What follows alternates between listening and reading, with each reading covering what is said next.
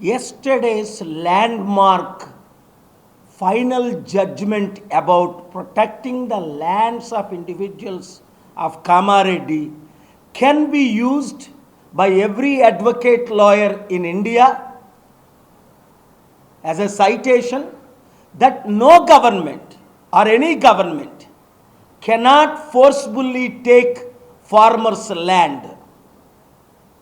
2 years ago, I filed the public interest litigation to protect the lands of 2,391 farmer families. Yesterday, our matter is disposed with a clear-cut judgment that the government had to withdraw in order to. This is a good news for every farmer in India, every farmer especially in Telangana. I would like media and videos to be sent this 1 minute to every farmer, and we will place the order of the judgment as well as the explanation how your lawyers can use this landmark judgment.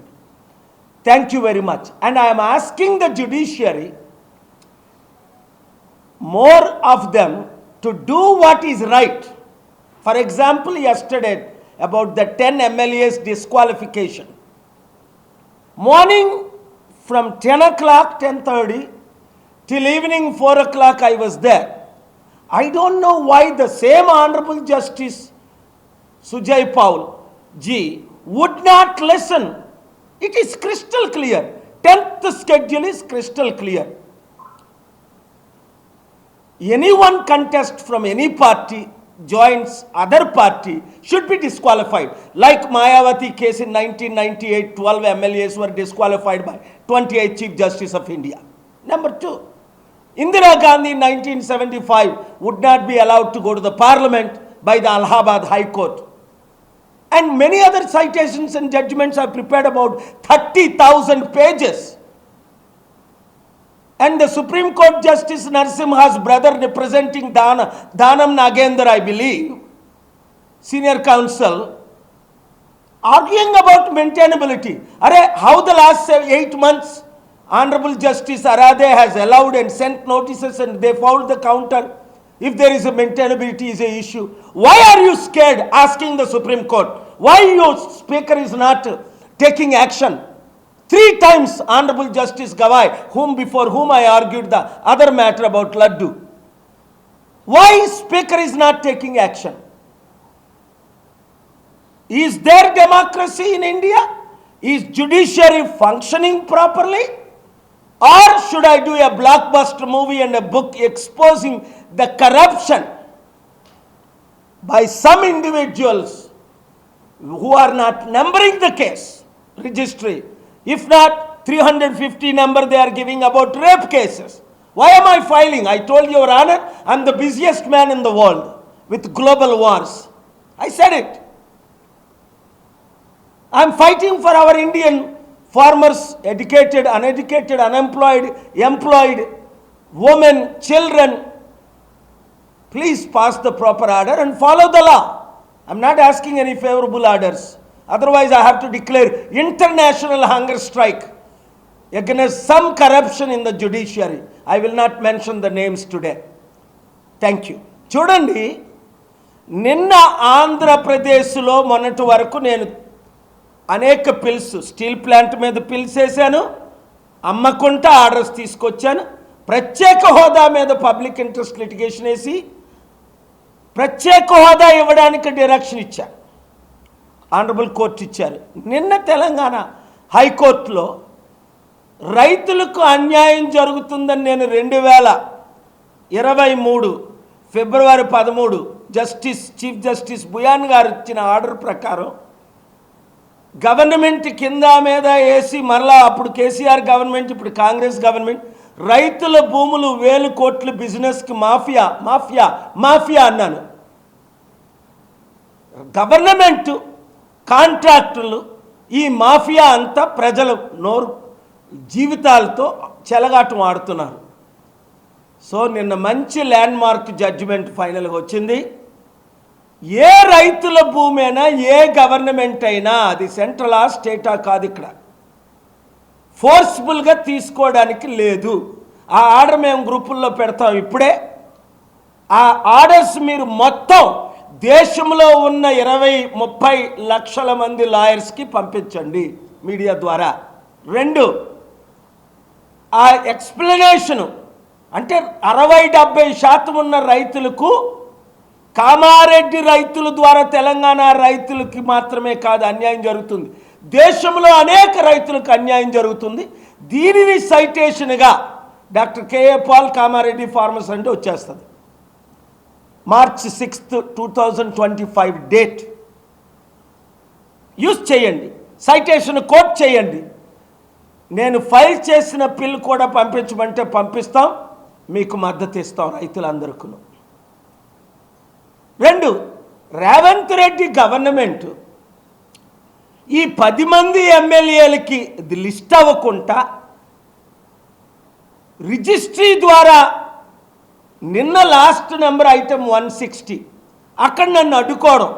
KCR గారు government ఉన్నప్పుడు నేను వెళ్ళి file చేశాను కదా, ఇప్పుడు రేవంత్ రెడ్డి అడ్డుకోవడం ఏంటి, పోలీసులు పెట్టడం ఏంటి, బౌన్సర్లు వెళ్ళకూడదు అనడం ఏంటి, స్టాఫ్ను తీసుకెళ్ళాలి అనకూడదేంటి?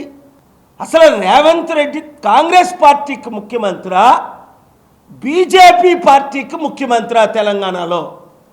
ఇది ఇప్పుడు అందరూ ప్రశ్నిస్తున్నారు. ఎందుకు? మొన్న 2 ఎమ్మెల్సీలు బీజేపీ గెలవడం ఏంటి? తెలంగాణలో బీజేపీ ఉందా? ఆయన వచ్చిన తర్వాత 8 మంది ఎమ్మెల్యేలు గెలవడం ఏంటి? 4 ఎంపీలు గెలవడం ఏంటి? ఒకప్పుడు ఆయన ఆర్ఎస్ఎస్ విహెచ్పి అందరికీ తెలుసు, తెలుగుదేశంలో చేరకముందే స్టూడెంట్గా.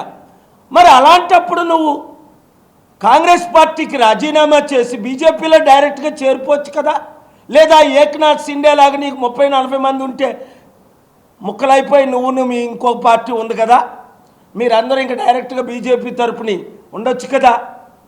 ఇప్పుడు ఈ 10 మంది ఎమ్మెల్యేలు డిస్క్వాలిఫై అవ్వడం ఖాయం. అయితే కుట్ర ఏం జరుగుతుంది? ఈ రేవంత్ రెడ్డి ద్వారా, అవతల కేసీఆర్ ద్వారా బీజేపీ ఎమ్మెల్యేలు గెలిపించడానికి. ఎంత అన్యాయం జరుగుతుంది తెలుగు ప్రజలారా గమనించండి. నేను తప్ప సత్యం మాట్లాడే రాజకీయ నాయకుడు లేడు, హ్యుమానిటేరియన్ లేడు, పీస్ మేకర్ లేడు, డేరింగ్ డాషింగ్ ఫెలో లేడు. ప్యాకేజ్ స్టార్ లాంటి పవన్ కళ్యాణ్ పార్టీలో ఈరోజు అట పాత వైసీపీ ఎక్స్ఎమ్మెల్యే పిఠాపురంలో జనసేనలో చేరుతున్నాడు అట. జనసేనే జీరో అయిపోతే, జనసేనే బీజేపీ తెలుగుదేశం పార్టీలో చేరిపోతే మరి మీరెళ్ళి జనసేనలో చేరుతానంటారేంటి? సామెత ఉంది, నాగుపాము నోట్లో కప్ప ఉందాడు పెద్దది, ఇంకా ఎనీ మినిట్ ఈ కప్ప చనిపోద్ది. ఆ కప్ప కళ్ళకి ఎదురుగా పురుగు తిరుగుతుందట. ఈ కప్ప ఆ పురుగుని మింగడానికి ప్రయత్నిస్తుంది. సుఖమే ఉంది. జనసేనే చనిపోయింది. ప్రజారాజ్యం కాంగ్రెస్లో ఎలాగో జనసేన ఈరోజు తెలుగుదేశం పార్టీలో చేరిపోయింది. ఓపెన్గా, సీక్రెట్గా కాదు. పోని అలాంటి జనసేన పార్టీలో బుద్ధున్నోడు ఎవడైనా చేరుతాడా? జనసేనలో ఉన్న గొప్ప నాయకులు అందరూ ఇంక్లూడింగ్ జేడీ లక్ష్మీనారాయణ గారు అందరూ బయటకు వచ్చేసారు. స్వరాజ్ ఏదో, అది కుటుంబ పార్టీ, అది అగ్రవర్ణ పార్టీ, అది బ్రాహ్మణ పార్టీ, అది ఆర్ఎస్ఎస్ పార్టీ, అది విహెచ్పి పార్టీ. 2 తెలుగు రాష్ట్రాల్ని సర్వనాశనం చేయడానికే ఇప్పుడున్న వాళ్ళందరినీ జైల్లో పెడతావని చెప్పో లేదో పెట్టో బీజేపీ ఆడుతున్న డ్రామా నాటకం. నేను చెప్పిన 100లో 100 జరిగాయి, ఇది కూడా జరిగిపోతుంది. ఇలాగే కంటిన్యూ అయితే, మధు యాస్కి గారు నిన్న ఎంత చక్కగా మాట్లాడారు. కాంగ్రెస్ పార్టీ ఇది కాదు, ఇది రెడ్డిల పార్టీ అని. ఎంత సీనియర్ లీడర్ ఆయన. మరి అలా మాట్లాడటం ఎందుకు? రండి, గద్దరన్నలాగా మీరు కూడా ప్రజాశాంతి పార్టీలో చేరిపోండి. చీఫ్ సెక్రటరీలు ఐఏఎస్ ఐపీఎస్ దానమయ్య రోషేలాగా. ఇంకా ఇతర పార్టీలు మన బీసీలకు ఎందుకు? మళ్ళీ ఎవడో వాడు కొత్తోడు ఏదో బుడ్డోడు వాడు పుట్టాడు ఆడు పార్టీ పెడతాడట. ఆడి దగ్గర 10 కోట్లు కూడా లేవు. ఈ మధ్యని కాంగ్రెస్ వాళ్ళు ఆయన సస్పెండ్ చేసి ఇస్తే, అరే బాబు, ఈటీవీ రామోజీ గారే చంద్రబాబుతో గొడవైనప్పుడు లోక్సత్తా పార్టీ పెద్ద ఆయనతో రిటైర్డ్ ప్రిన్సిపల్ సెక్రటరీతో పార్టీ పెడితే క్లోజ్ అయిపోయింది. జేడీ లక్ష్మణ్ పార్టీ క్లోజ్ అయిపోయింది, చిరంజీవి పార్టీ క్లోజ్ అయిపోయింది, కోదండరామ్ పార్టీ క్లోజ్ అయిపోయింది, శర్మిల పార్టీ క్లోజ్ అయిపోయింది. ఒక పార్టీ అయినా ఇంకా మిగిలి ఉందా మనది తప్ప? మన లైఫ్లో క్లోజ్ అవ్వదు. మన ఓట్ బ్యాంక్ పెరుగుతుంది. Congress, YCP, TDP, Janasena vote bank తగ్గుతుంది. సర్వే చేసుకోండి ఎక్కడికైనా వెళ్ళి. ఇంకా మిగిలింది ఒక్క కేపాలే. అప్పుడు నేను ట్రంప్కి అడ్వైజ్ ఇచ్చినప్పుడు 2016లో చెప్పాను, నీకు 16 మంది ఉన్నారు, 1 by 1 నాకౌట్ చేసేసాయి. ఆర్ఎస్ ప్రవీణ్ రోజు కేసీఆర్ని తిట్టాడు, ఆ పార్టీ క్లోజ్ అయిపోయింది. సిపిఐ సిపిఎంలు మంచి పార్టీలు కానీ అవి క్లోజ్ అయిపోయాయి. ఇంకెవరు మిగిలేరు? బీఆర్ఎస్, కాంగ్రెస్, బీజేపీకి బానిసలు అయిపోయి. ప్రత్యామ్నాయం ఎవరు? ఈ బీజేపీ బి పార్టీలైనా కాంగ్రెస్కి క్లియర్గా కనబడుతుందా లేదా? రేవంత్ రెడ్డి బీజేపీని మరలా ఉప ఎన్నికల్లో కూడా బీజేపీని గెలిపించినప్పుడు నా మాట నమ్మండి. అప్పుడేనా? Revanth Reddy BJP B party, KCR KTR BJP B party. అందుకే వాళ్ళు పోటీయే చేయట్లేదు. లేవనంటే జైల్లో పెడతా. కవితను పెట్టాం కదా, తండ్రి కొడుకులు ఇద్దరిని పెడతాం. దమ్ముంటే కేపాలు పెట్టండి. ఎందుకు? జైలుకి వెళ్తేనే ముఖ్యమంత్రి ప్రధానమంత్రి అవుతారట. అది నాకు తెలియదు. అదే నిజమైతే నేను జైలుకి వెళ్ళడానికి రెడీ. ప్రజల కొరకు, తమ్ముళ్ళారా, అక్కల్లారా, చెల్లెళ్ళారా, ఆ ఎన్టీ రామారావు మన హీరో ఎలాగైతే తెలుగుదేశం పార్టీ పెట్టి 202 సీట్లు కాంగ్రెస్ను ఓడించిన ఘనత ఆయనకి, ఆ మహానుభావుడికి. ఇప్పుడున్న ప్యాకేజ్ స్టార్లకు కాదు, ఇప్పుడు నెక్స్ట్ మనదే. ఎప్పుడు మీరు ప్రజాశాంతి పార్టీలో మాజీ ఎమ్మెల్యేలు, ఎంపీలు, బీసీలందరూ, ఇక్కడికి ఎంతమంది బీసీ నాయకులు వస్తున్నారు, మాజీ ఎంపీలు వస్తున్నారు. కాంగ్రెస్లో ఉన్నోళ్ళు కనీసం ఒక 10 మంది వచ్చారు ఇక్కడ, ప్రెసెంట్ పాస్ట్ ఎంపీలు, ఎమ్మెల్యేలను. మీడియాలోకి రానంటున్నారు. ఎందుకు? మీరు ఫైట్ చేయండి సార్, మీ ఓట్ బ్యాంక్ పెరుగుతుంది సార్, మేమంతా మీతోనే ఉంటాం సార్, ఎలక్షన్ ముందు వచ్చి జాయిన్ అయిపోతాం సార్. రండి, కలిసి పోరాడదాం, రాజ్యాధికారం సాధిద్దాం. బీజేపీ బి పార్టీలైన తెలంగాణలో BRS, Congress, BJP B party అయిన ఆంధ్రప్రదేశ్లో టీడీపీ, జనసేనని చిత్తుగా వైసీపీని చిత్తుగా ఓడిద్దాం. మనం ఒక్కరమే బీజేపీకి ప్రత్యామ్నాయం ఈ బి పార్టీలు ఓడించడానికి.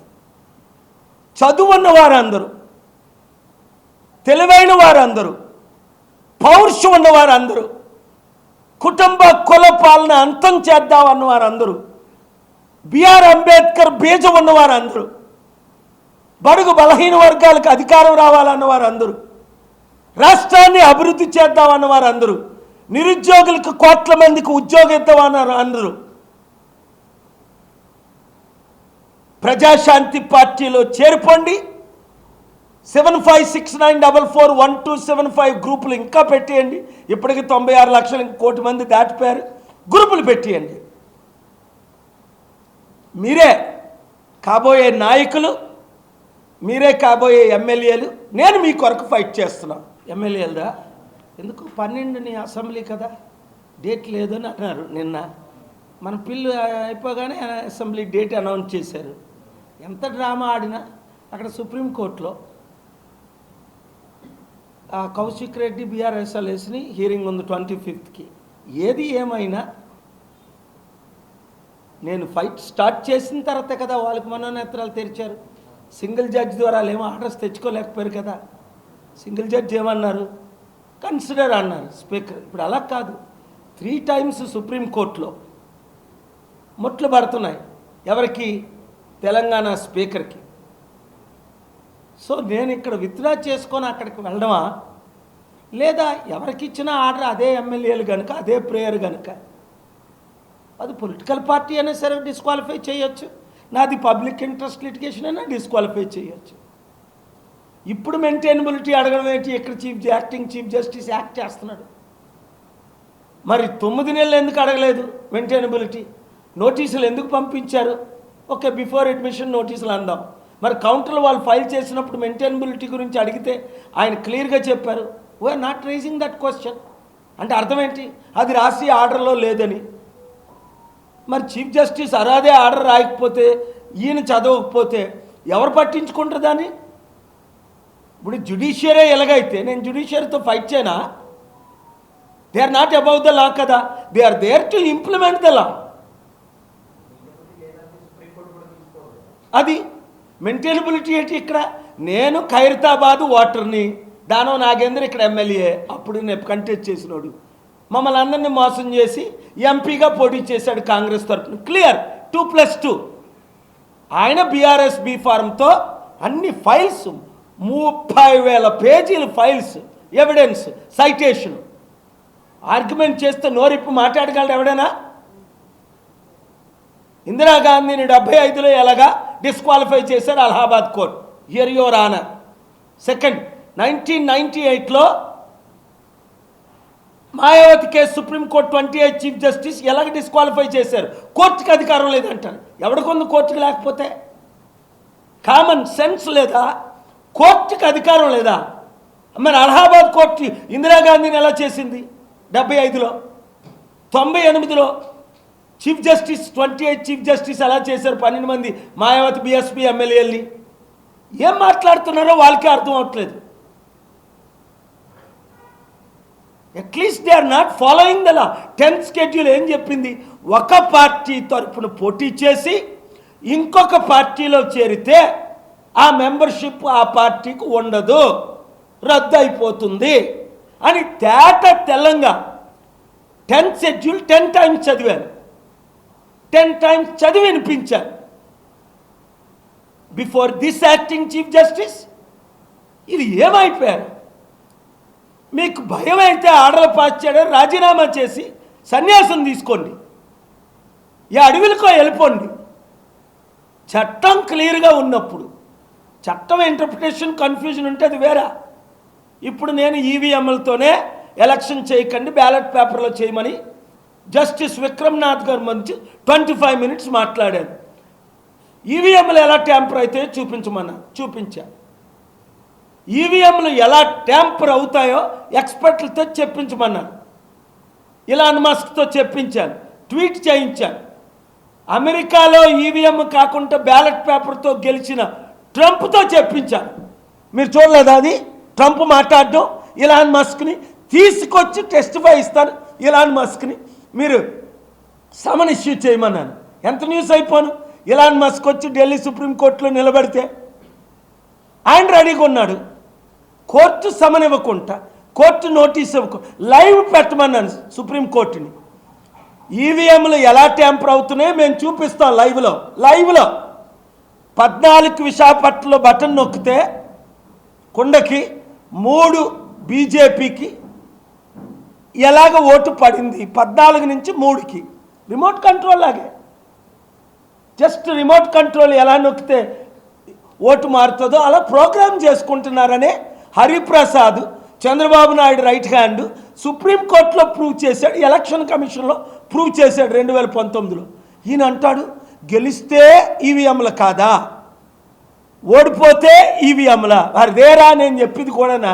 నీకు బుర్రలేదా? గెలిచినోడు ఎందుకు ఈవీఎంల ద్వారా నేను గెలిచాను అంటాడా? అప్పుడు జగన్ అన్నాడా? ఇప్పుడు చంద్రబాబు అంటాడా? ఓడిపోయినా అంటాడు. దొంగ రాకపోతే దొంగ రాలేదు అని ఎవడైనా అంటాడా?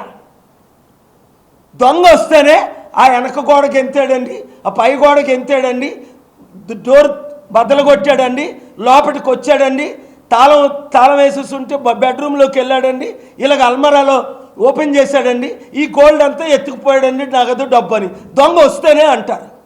దొంగ రాకపోతే ఆ దొంగ రాలేదండి, ఆ వెనకలూరులో నుంచి రాలేదని ఎవడైనా చెప్తాడా? కోర్టులకే బుద్ధి లేకపోతే ఒరే బాబు మీడియా, మీరైనా నాకు లైవ్లు ఇస్తే ఆడుకుంటాం. దేవుడు మనకిచ్చిన చట్టం, అంబేద్కర్ ఇచ్చిన చట్టంతో కేపాలున్నాడు. ఎల్లో అరెస్ట్ చేసుకో. ప్రశాంత్ భూషణ్ ఏదో అన్నాడని అరెస్ట్. ప్రశాంత్ భూషణ్ని నడిపించింది నేను. మీరు మీడియా మిత్రులు కాల్ చేసి కనుక్కోండి. అమెరికా నుంచి కాల్ చేశా. ప్రశాంత్ భూషణ్ సరెండర్ అవ్వద్దు. నేను ఎవరింటికి సాధారణంగా వెళ్ళను. ఆయన కష్టాల్లో ఉంటే ఆయన ఇంటికి వెళ్ళి చెప్పా, నేను నీతో ఉన్నా. జ్యోతిని తీసుకెళ్ళా. ఢిల్లీలో ఆయన ఇంటికి వెళ్ళా, కేజ్రీవాల్ ఇంటికి వెళ్ళా. కాన్రాడ్ సంఘం ఆ ఇంటికి వెళ్ళా ముఖ్యమంత్రి. స్టాలిన్ ఇంటికి వెళ్ళా ముఖ్యమంత్రి. ఇక్కడ రేవంత్ రెడ్డి ఇంటికి వెళ్ళగెళ్ళాను. వెళ్తున్నా. ప్రపంచ ప్రెసిడెంట్ల ఇంటికి వెళ్ళిన నేను దేశాన్ని రక్షించడానికి, రాష్ట్రాలు రక్షించడానికి, ప్రజలను కాపాడడానికి ముఖ్యమంత్రుల ఇంటికి కూడా వెళ్తున్నాను. ఎందుకంటే అందరం కలిసి పనిచేయాలని. సో కోర్టులో మ్యాటర్ ఉంటుండగా మాట్లాడకూడదట. ఎవరు చెప్పాడు? ఎక్కడుంది కాన్స్టిట్యూషను? సైటేషన్ ఒకటి ఇవ్వండి. వీళ్ళేమో లాడ్లా, అదే సుప్రీంకోర్టులో వేస్తున్నాను. వీళ్ళు లాడ్లు కారు, వీళ్ళు లాడ్లా బిహేవ్ చేస్తున్నాడు. నిన్న శాండ్ గురించి, మినరల్ గురించి 2 గంటలు అన్నాడు ఈ యాక్టింగ్ జస్టిస్ సురజ్ పాలే. క్రిస్టియన్ అట ఆయన ఏం క్రిస్టియన్ నాకు అర్థం అట్లా. క్రిస్టియన్స్కి నేను దేవుణ్ణి కదా, 260 కోట్ల మంది నన్ను పూజిస్తారు కదా. మరి నా ఆర్గ్యుమెంట్స్ 5 నిమిషాలు ఎందుకు వినలా? పోప్ జాన్ పాల్ నా ముందు వాయించి తీసుకోడు కదా. దలైలామా, జగద్గురు స్వామి శంకర హిజ్ హోలీనెస్ అని మోదీ గారు అంటారు కదా నన్ను. ఈరోజు అలాంటిది నేను మైలాడ్ అన్నానట. ఆయన మైలాడ్, ఆడ లాడ్డా మై లాడ్ అన్నానికి రెస్పెక్టెడ్ సార్ అన్నాను. సరిపోదా? వయసులో నాకన్నా చిన్న ఆయన యువర్ ఆనర్ అన్నాను. సరిపోదా? Chief justice of supreme court of US your honour అంటారు. సుప్రీంకోర్టు సైటేషన్స్ ఉన్నాయి లార్డ్ అని పిలవద్దని. ఈయన లార్డ్లా బిహేవ్ చేస్తున్నాడు. చట్టాలు నేను ఫైట్ చేస్తా. వినండి బాగా. ఈ దేశం కొరకు, న్యాయం కొరకు, ప్రజల కొరకు, జస్టిస్ కొరకు కోర్టుల మీదైనా ఫైట్ చేస్తా. ఇక్కడ కాకపోతే 200 కంట్రీస్ పవర్ఫుల్ కోర్ట్స్కి వెళ్తా. రేప్ కేసు ఏమంటే 10 నెలల నుంచి ఆర్గ్యూ చేస్తుంటే, లక్షల మందిని రేప్ చేస్తుంటే ఒక ఆర్డర్ పాస్ చేయడు. ఆయన చేయడు, ఈయన చేయడు. ఆయన ఏమన్నాడు? Doctor Paul come up with a great plan అని గ్రేట్ చీఫ్ జస్టిస్ అరాధే గారు అన్నారు. నేను నిజం అనుకున్నాను. రాత్రి పగలు 2 days కష్టపడి ప్రతి రేప్ నేను ఇచ్చిన 7 step ప్లాన్ ఇంప్లిమెంట్ చేస్తే 100లో 1 కూడా ఎవరు రేప్ చేయలేరు. సొల్యూషన్స్తో వస్తాను నేను. ఈ దేశంలో ఉన్న అప్పు నేను తీర్చగలను. 1 కోటి మంది తెలంగాణ, ఆంధ్రప్రదేశ్లో ఉన్న నిరుద్యోగులకు ఉద్యోగాలు ఇవ్వగలను. నాకు అధికారం ఇవ్వండి, ఇచ్చి చూపిస్తా. చూపించారా లేదా? 700 కంపెనీలు హైదరాబాద్ ఎవడు తీసుకొచ్చాడు? చంద్రబాబు తీసుకొచ్చాడా? రాజశేఖర రెడ్డి తీసుకొచ్చాడా? కేసీఆర్ తీసుకొచ్చాడా? రేవంత్ రెడ్డి తీసుకొచ్చి వీళ్ళందరూ అప్పుడు ఎమ్మెల్యేలే కదా. ప్రెసిడెంట్ని, ప్రైమ్ మినిస్టర్ని నాతో పాటు నా ఏరోప్లైన్లో నేను దిగిన తర్వాత నా వెనకాతల ప్రెసిడెంట్లు, 56 దేశాల నాయకులు ప్రెసిడెంట్లు నా వెనకాతల వాచ్మెన్ అసిస్టెంట్లా దిగలేదా? కళ్ళతో మీరు చూడలేదా?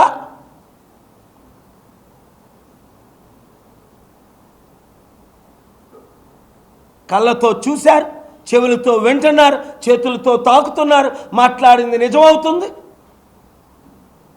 ఏదో కేసులు పెట్టి నిరికించి మళ్ళీ జైలుకి పంపిద్దామని. ఇంకా రెచ్చిపోతా, జడిసేదే లేదు. నువ్వు ఆయన్ని చేసుకో. ఆల్రెడీ జైలుకి వెళ్ళొచ్చా చేయని తప్పుకి. ఈ దేశంలో I'm still alive to rise the voice and fight against corruption of all these political party. అలా కాదు, పాలసీలు ఉంటాయి. మోదీ మొన్న వెళ్ళొచ్చాడు కదా. మోదీ కూర్చున్నప్పుడు నువ్వు హీరో అంటే ఎవరు?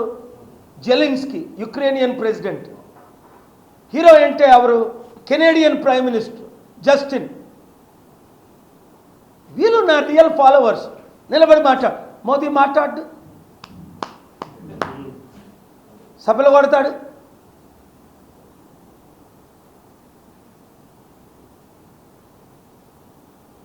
ఎందుకంటే ఇంకా ఆయన చెప్పకూడదు. అదానిని జైల్లో పంపకుండా ఉంటే చాలు, దేశమైనా ఏమైపోయినా పర్వాలేదని మోదీ దిగిపోయాడు.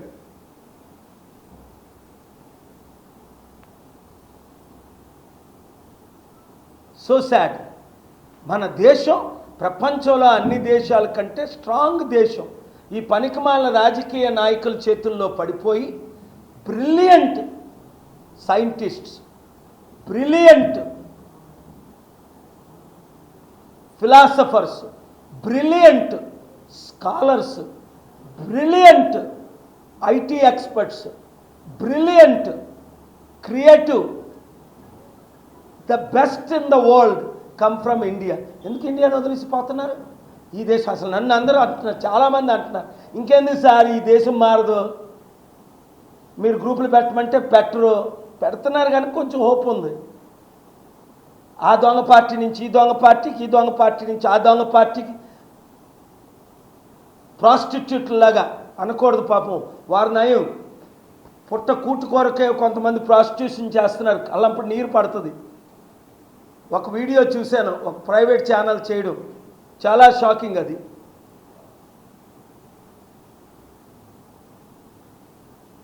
కేవలం తిండి కొరకు, ఉద్యోగాలు లేక, బ్రతుకు తెరువు లేక, 5,000, 6,000, 8,000 హాస్టల్ ఫీజు కట్టలేక దేహాన్ని అమ్ముకుంటున్నారు. దేవుడు సర్వనాశనం చేయడా ఈ రాజకీయ నాయకుల్ని, వాళ్ళ కుటుంబాల్ని?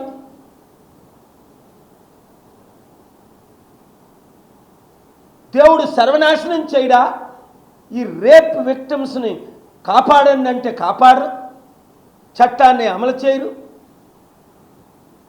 దేవుడి కంటే ఎవరైనా పవర్ఫుల్ ఉన్నారా? నేను దేవుడిని నమ్ముతున్నా, నా బుక్లో మీ పేర్లు రాస్తున్నా.